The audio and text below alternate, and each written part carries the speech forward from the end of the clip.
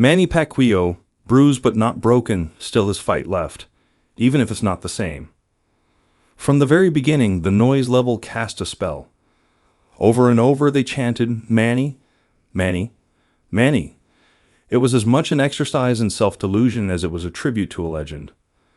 They came believing in their collective hearts that Snow White was only asleep.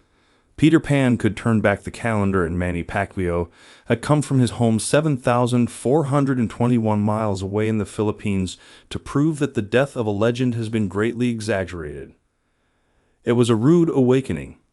Snow White is still just a cartoon. Peter Pan remains a morning line underdog to Captain Hook, and Manny Pacquiao is really 46 years old. The draw he earned Saturday in Las Vegas with Mario Barrios, the WBC welterweight champion, was forged with the only weapons he has left, his courage and his legs. Gone was the power in his devastating right hook. Gone was the ferocious straight left. They will only be seen in grainy highlight films from now on. It should also be noted, as the truth becomes even more clear, that part of the decision was also shaped by Pacquiao and by his opponent's role as a reluctant dragon. The jab of Barrios is a textbook weapon. It jolts. It raises lumps above and inside the eyebrows. But by itself, with nothing coming behind it, a jab cannot knock you out. It can probe. It can take away both your balance and your game plan, either through unnecessary caution or overdue respect for the fated 46-year-old legend. The champion mothballed his right hand too often. His corner knew. Throughout the fight at MGM Grand Garden Arena, they screamed during the action in between rounds, "No respect. No respect. No respect." That's boxing language for throw the damn right hand. By the way Barrios utilized it, he wasn't fighting for a knockout. He was fighting for a draw. Still, the jab was effective. It kept Pacquiao at bay most of the time. Maybe it was the crowd's thunderous chants of "Manny, Manny, Manny," that subliminally influenced the judges. Whatever it was, I thought Pacquiao got too much credit in the middle rounds and Barrios got too little.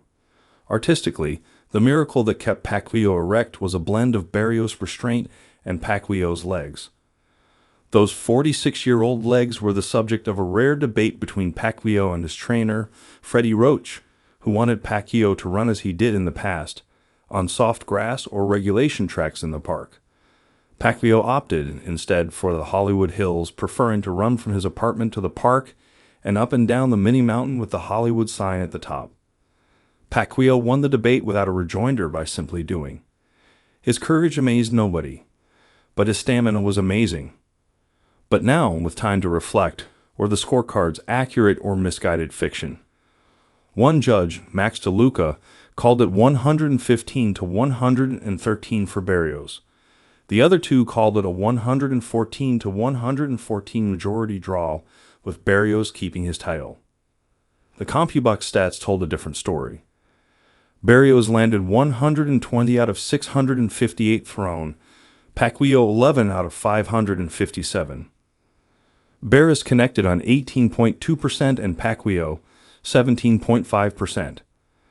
Barrios connected on 45 jabs, Pacquiao 20.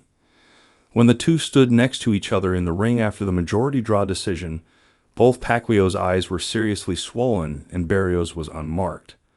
It was then that Pacquiao said, "I thought I won the fight. I mean, it was a close fight. It was a wonderful fight. My opponent was very tough.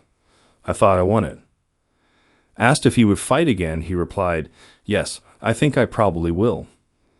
"I thought I still pulled it out," Barrios said, "but I still tip my hat to Manny. It was an honor to share the ring with him, someone who has accomplished so much in the sport. Absolutely, I would take the rematch. This was huge for boxing. Huge, and I would love to do it again." To nobody's surprise, Pacquiao agreed. The aura of this fight was solely triggered by a scenario in which a beloved 46-year-old legend dared to go where nobody believed he could. Those ruffles and flourishes have now played out. But this is boxing, so they will probably get their rematch. In the words of the late H.L. Mencken, a perceptive columnist at the Baltimore Sun, "Nobody ever went broke underestimating the intelligence of the American public."